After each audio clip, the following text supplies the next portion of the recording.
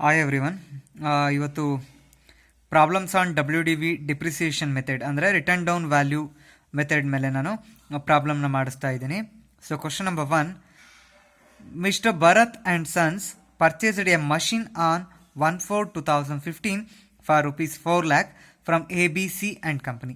Mister Bharat ಅನ್ನೋರು 1/4/2015 4 ಲಕ್ಷ ರೂಪಾಯಿ ಕೊಟ್ಟು ಒಂದು ಮಷಿನ್ನ ಪರ್ಚೇಸ್ ಮಾಡಿದ್ದಾರೆ ABC ಆ್ಯಂಡ್ ಕಂಪನಿ ಲಿಮಿಟೆಡಿಂದ. And paid ₹1 lakh on its installation. ಅದನ್ನು ಇನ್ಸ್ಟಾಲ್ ಮಾಡುವಂಥ ಸಂದರ್ಭದಲ್ಲಿ ಆ ಮೆಷಿನ್ಗೆ ಆಗಿರುವಂಥ ವೆಚ್ಚ ಅಥವಾ ಅದಕ್ಕೆ ಅಡಿಷ್ನಲ್ ₹1 lakh ಎಕ್ಸ್ಪೆನ್ಸಸ್ ಆಗಿದೆ.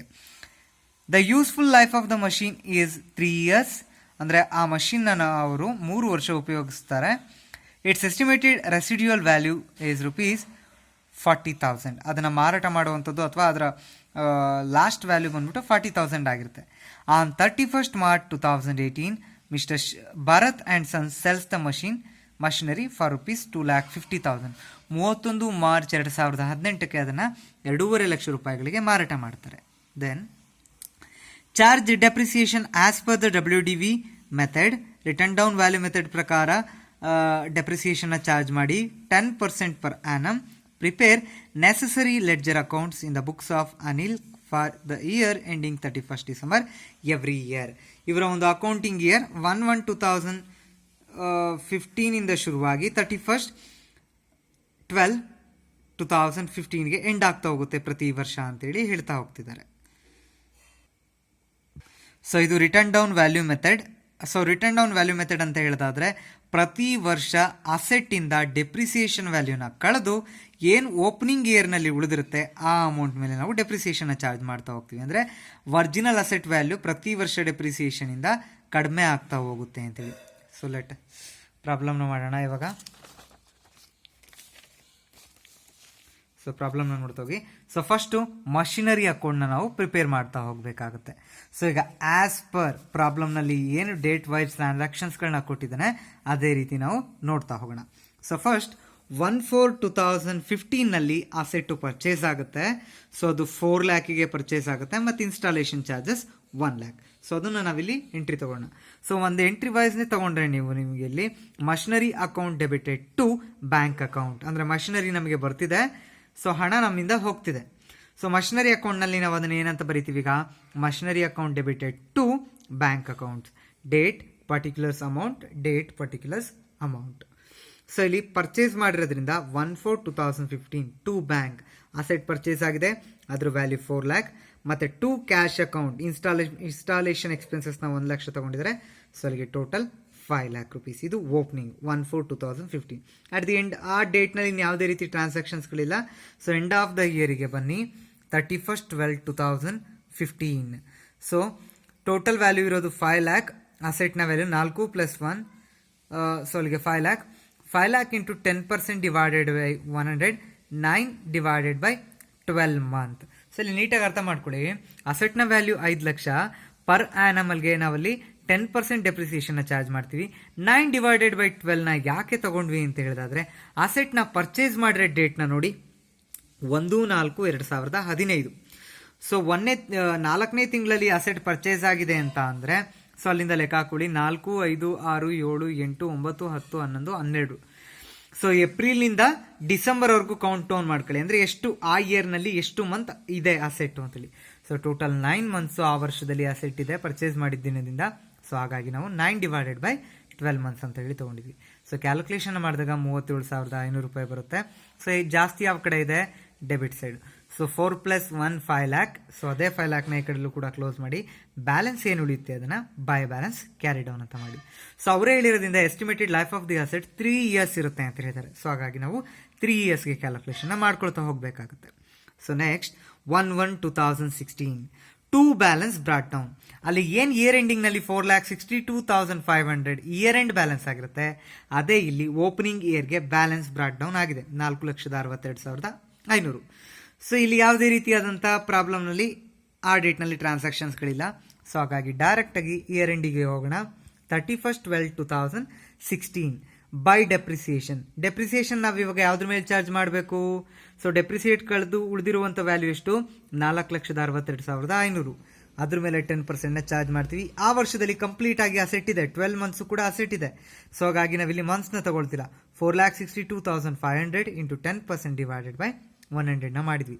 ಸೊ ಅಲ್ಲಿಗೆ ಡೆಪ್ರಿಸಿಯೇಷನ್ 46,250 ರೂಪಾಯಿ ಸಿಗುತ್ತೆ. ಸೊ ಎರಡು ಕಡೆ ಯಾವ್ದು ಜಾಸ್ತಿ ಇದೆ? So debit side 4,62,500. ಅದನ್ನು ಎರಡೂ ಸೈಡ್ ಬರ್ಕೊಂಡು ಕಾಲಮ್ನ ಕ್ಲೋಸ್ ಮಾಡಿ. ಸೊ ಬ್ಯಾಲೆನ್ಸ್ ಏನು ಉಳಿಯುತ್ತೆ ಅದನ್ನು ನಾವು ಬೈ ಬ್ಯಾಲೆನ್ಸ್ ಕ್ಯಾರಿ ಡೌನ್ ಅಂತ ಹೇಳಿ ತಗೋಣ. ಆಸ್ ಪ್ರೀವಿಯಸ್ ಸ್ಟೆಪ್ನಲ್ಲಿ ಯಾವ ರೀತಿ ಮಾಡಿದ್ವಿ ಅದೇ ರೀತಿ ನೆಕ್ಸ್ಟ್ ಇಯರ್ಗೆ ಲಾಸ್ಟ್ ಇಯರ್ನ ಕ್ಲೋಸಿಂಗ್ ಬ್ಯಾಲೆನ್ಸು ನೆಕ್ಸ್ಟ್ ಇಯರ್ಗೆ ಏನಾಗುತ್ತೆ ಓಪನಿಂಗ್ ಬ್ಯಾಲೆನ್ಸ್ ಆಗ್ತಾ ಹೋಗುತ್ತೆ. So 1/1/2017 to balance brought down 4,16,250. ಸೊ ಆ ಇಯರ್ನಲ್ಲೂ ಕೂಡ ಯಾವುದೇ ರೀತಿಯಾದಂಥ ಟ್ರಾನ್ಸಾಕ್ಷನ್ಸ್ಗಳಿಲ್ಲ. ಸೊ ಇಯರ್ ಎಂಡ್ಗೆ ಹೋಗಿ ಡೆಪ್ರಿಸಿಯೇಷನ್ ಚಾರ್ಜ್ ಮಾಡೋಣ. 31/12/2017 ಬೈ ಡೆಪ್ರಿಸಿಯೇಷನ್. ಸೊ ವ್ಯಾಲ್ಯೂ ಎಷ್ಟಿದೆ?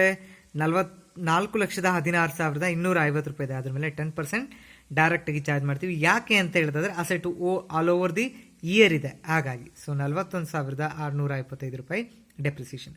ಎರಡು ಕಡೆ ಯಾವ ಜಾಸ್ತಿ ಇದೆ? ಸೊ ಎರಡು ಕಡೆ ಜಾಸ್ತಿ ಇರೋ ಡೆಬಿಟ್ ಸೈಡ್ ಸೇಮ್ ಅದನ್ನೇ ಕ್ರೆಡಿಟ್ ಸೈಡ್ಗೆ ಹಾಕಿ ಬ್ಯಾಲೆನ್ಸ್ನ ಕ್ಲೋಸ್ ಮಾಡಿ. ಸೊ ಬ್ಯಾಲೆನ್ಸ್ ಏನು ಉಳಿಯುತ್ತೆ ಅಮೌಂಟ್ ಎರಡು ಕಡೆ ಟ್ಯಾಲಿ ಮಾಡಿದಾಗ ಅದನ್ನು ಬ್ಯಾಲೆನ್ಸ್ ಕ್ಯಾರಿ ಡೌನ್ ಮಾಡಿ ಕ್ಲೋಸ್ ಮಾಡಿ.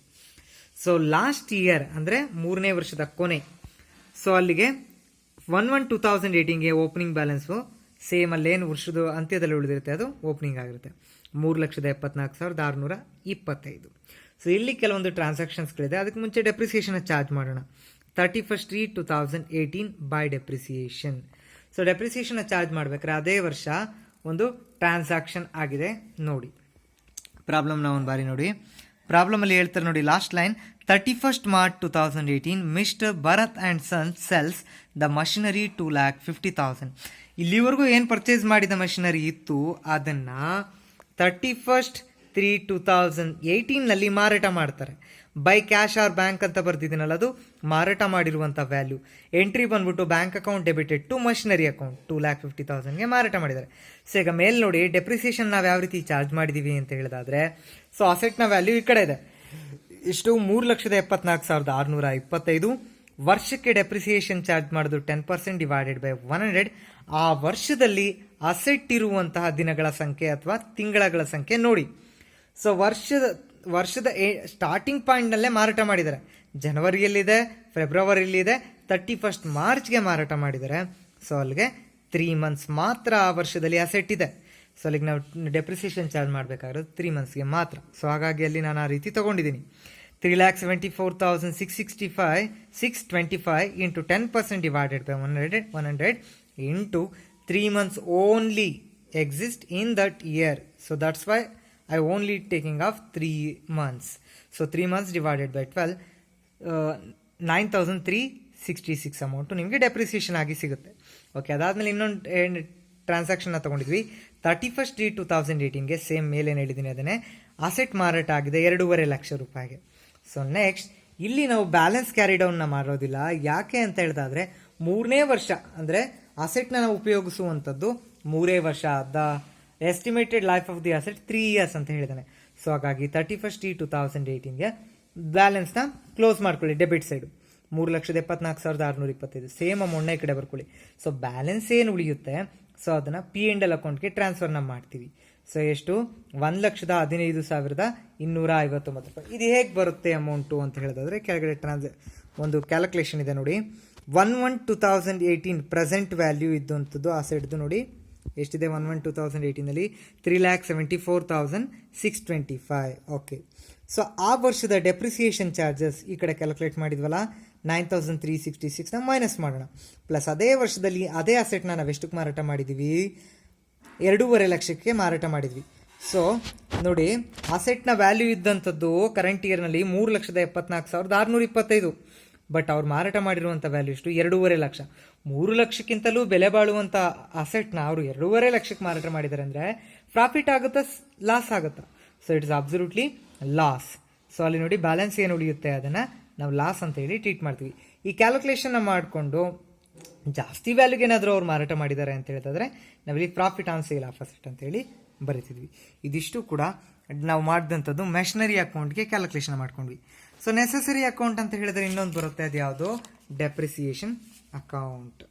ಸೊ ಡೆಪ್ರಿಸಿಯೇಷನ್ ಅಕೌಂಟ್ಗೂ same format, date particulars amount. It's very easy. ಯಾಕೆ ಅಂತ ಹೇಳೋದಾದ್ರೆ ಹೇಳ್ತೀನಿ ನೋಡಿ. ಸೊ ಇದು ನೀವು ಫಸ್ಟ್ ಮಾಡಿರ್ತೀರಲ್ಲ ಆ ಅಕೌಂಟ್ನ ನೋಡಿ ಇದನ್ನ ಮಾಡೋದು ಅಷ್ಟೇ. ಸೊ ಅಲ್ಲಿ ಏನು ನೋಡಿ, ಮಷಿನರಿ ಅಕೌಂಟ್ ಅಂತ ಇದೆ ಅಲ್ವಾ, ಅಲ್ಲಿ ಟ್ರಾನ್ಸಾಕ್ಷನ್ ಡೆಪ್ರಿಸಿಯೇಷನ್ ಅಂತ ಎಲ್ಲಿದೆ, ಕ್ರೆಡಿಟ್ ಸೈಡ್ ಇದೆ ನೋಡಿ. Depreciation account debited to machinery account. So ನೋಡಿ, depreciation account debited to machinery account. ಆಯಾ ವರ್ಷ ಎಂಡಿಂಗ್ನಲ್ಲಿ ಎಷ್ಟು ಡೆಪ್ರಿಸಿಯೇಷನ್ ಅಮೌಂಟ್ ಬಂದಿದೆ ಅದನ್ನು ಇಲ್ಲಿ ಹಾಕ್ತೀರಾ, ಸೇಮ್ ಅಮೌಂಟ್ನ P&L ಅಕೌಂಟ್ಗೆ ಟ್ರಾನ್ಸ್ಫರ್ ಮಾಡ್ತೀರಾ. ಸೊ ಫಸ್ಟ್ನೇ ವರ್ಷದ್ದು ನೋಡಿ 31/12/2015 ಡೆಪ್ರಿಸಿಯೇಷನ್ ಚಾರ್ಜ್ ಮಾಡಿದ್ವಿ 37,500, ಕ್ಲೋಸ್ ಮಾಡಿ. ಅದೇ ಅಮೌಂಟ್ನ ನಾವು P&L ಅಕೌಂಟ್ಗೆ ಟ್ರಾನ್ಸ್ಫರ್ ಮಾಡ್ತೀವಿ. ನಿಮಗೆ ಗೊತ್ತಿರ್ಬೋದು P&L ಅಕೌಂಟ್ ಫಾರ್ಮೆಟ್ ಯಾವ ರೀತಿ ಇರುತ್ತೆ ಅಂತ ಹೇಳಿ. P&L ಅಕೌಂಟ್ನಲ್ಲಿ ಡೆಪ್ರಿಸಿಯೇಷನ್ ನಾವು ಯಾವ ಕಡೆ ತಗೊಳ್ತೀವಿ, ಡೆಬಿಟ್ ಸೈಡು ಎಕ್ಸ್ಪೆನ್ಸಸ್ ಅಂತ ಹೇಳಿ ತಗೊಳ್ತೀವಿ. ಸೊ ಅಲ್ಲಿಗೆ ಇದನ್ನು ಟ್ರಾನ್ಸ್ಫರ್ ಮಾಡ್ತಾ ಇದ್ದೀವಿ ಅಷ್ಟೇ. ಸೊ ಸೇಮ್ ಎರಡನೇ ವರ್ಷದ್ದು ಕೂಡ ಅಷ್ಟೇ, 31/12/2016 ಎರಡನೇ ವರ್ಷದ ಡೆಪ್ರಿಸಿಯೇಷನ್ ಅಮೌಂಟ್ ಎಷ್ಟಿದೆ, 46,250. ಸೇಮ್ ಅದನ್ನ ಎಲ್ಲಿ ತಗೊಳ್ತೀವಿ, ಟು ಮಷಿನರಿ ಅಕೌಂಟ್ 46,250. ಸೇಮ್ ಅದೇ ಡೇಟ್ನ ಕಡೆ ಹಾಕಿ P&L ಅಕೌಂಟ್ಗೆ ಟ್ರಾನ್ಸ್ಫರ್ ಮಾಡ್ತೀವಿ. ಪ್ರತಿ ವರ್ಷದೂ ಕೂಡ ಇದೇ ರೀತಿ ಮಾಡ್ತಾ ಹೋಗಬೇಕು. ನೆಕ್ಸ್ಟ್ 31/12/2017 ಮಷಿನರಿ ಅಕೌಂಟ್ನ ನೋಡಿ, ಮೂರನೇ ವರ್ಷದಲ್ಲಿ ಎಷ್ಟು ಡೆಪ್ರಿಸಿಯೇಷನ್ ಇದೆ, 41,625. ಸೇಮ್ ಅದೇ ಅಮೌಂಟ್ನಲ್ಲಿ ಹಾಕಿ ಸೇಮ್ ಅದನ್ನು P&L ಅಕೌಂಟ್ಗೆ ಟ್ರಾನ್ಸ್ಫರ್ ಮಾಡಿ. ಸೊ ಲಾಸ್ಟ್ ಇಯರ್ದು ಕೂಡ ಅದೇ ರೀತಿ. ಲಾಸ್ಟ್ ಇಯರ್ ಡೆಪ್ರಿಸಿಯೇಷನ್ ಎಷ್ಟಿದೆ, 9,366. ಸೇಮ್ ಅದನ್ನೇ ಹಾಕೊಂಡು ಟು ಮಷಿನರಿ ಅಕೌಂಟ್ 9,366. ಸೇಮ್ ಅದನ್ನೇ P&L ಅಕೌಂಟಿಗೆ ನಾವು ಟ್ರಾನ್ಸ್ಫರ್ ಮಾಡಿದ್ವಿ. ಇದಿಷ್ಟು ಕೂಡ ಡಿಮಿನಿಷಿಂಗ್ ಅಥವಾ ರಿಟರ್ನ್ ಡೌನ್ ವ್ಯಾಲ್ಯೂ ಮೆಥಡ್ ಅಂತ ಹೇಳಿ ಕರಿತಾ ಹೋಗ್ತೀವಿ.